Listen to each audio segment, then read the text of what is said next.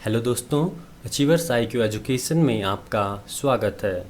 दोस्तों, आज हमारा चर्चा का जो शीर्षक है वह है चर्चा में थारू जनजाति। दोस्तों, आज हम इस वीडियो में जानेंगे कि थारू जनजाति हाल ही में चर्चा में क्यों है, हाल के दिनों में थारू जनजाति सुर्खियों में क्यों है।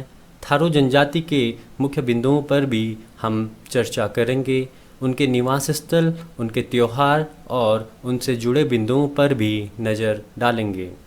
दोस्तों, सेशन को शुरू करने से पहले यदि आप अचीवर्स IQ एजुकेशन पर नए हो या अब तक आपने चैनल को सब्सक्राइब नहीं किया है तो चैनल को ज़रूर सब्सक्राइब करें और बेल आइकन को ज़रूर प्रेस करें ताकि हमारे आने वाली हर एक नई वीडियो की नोटिफिकेशन आप तक समय पर मिलती रहे।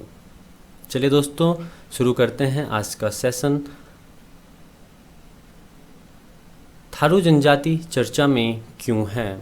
दोस्तों, हाल के दिनों में प्रधानमंत्री नरेंद्र मोदी जी के द्वारा मन की बात कार्यक्रम में थारू जनजाति के बरना त्योहार की चर्चा की गई।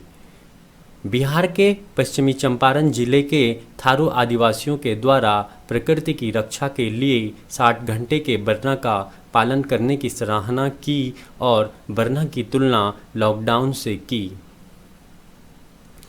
आइए जानते हैं थारू जनजाति के बारे में और उनसे जुड़े कुछ महत्वपूर्ण तथ्यों के बारे में। थारू हिमालय की तराई का सबसे बड़ा और सबसे पुराना जनजातीय समूह है।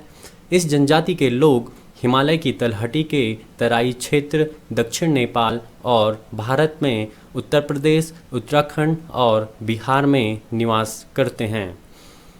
नेपाल की सकल जनसंख्या का 6.6% लोग थारू हैं। ये स्वयं अपने को सिसोदिया वंशीय राजपूत कहते हैं। थारू वंश के कुछ वंशगत उपाधियां हैं जिनमें राणा, कथरिया, चौधरी प्रमुख हैं। भारत में थारू ज़्यादातर बिहार के चंपारण जिले, उत्तराखंड के उधम सिंह नगर, उत्तर प्रदेश के लखीमपुर खीरी, पीलीभीत, गोंडा, बलरामपुर, गोरखपुर और बहराइच जिले में निवास करते हैं। थारू जनजाति को भारत सरकार के द्वारा भी अनुसूचित जनजाति के रूप में मान्यता दी गई है। इस जनजाति के गतिविधियों का प्रकृति पर गहरा संबंध है। थारू जनजाति की संस्कृति पर्यावरण के अनुकूल है और एक अच्छी सामाजिक जीवन प्रणाली का प्रतिनिधित्व करती है। थारू जनजाति वन, नदियों आदि प्राकृतिक संसाधनों की भी देखभाल करती है। थारू जनजाति की सामाजिक व्यवस्था पितृसत्तात्मक है, लेकिन महिलाओं को भी संपत्ति रखने का अधिकार प्राप्त है। थारू जनजाति में कई दलों को शामिल किया जाता है जिन्हें स्थानीय भाषा में कुरी कहा जाता है।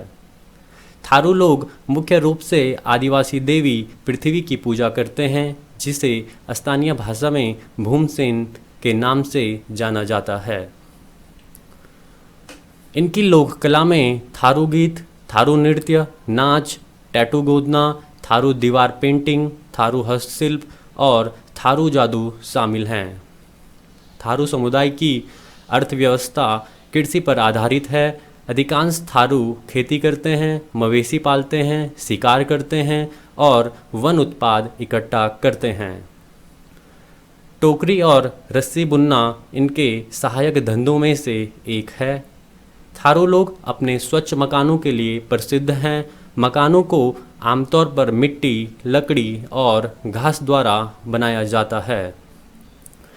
थारू जनजाति के लोग थारू भाषा की विभिन्न बोलियां बोलते हैं।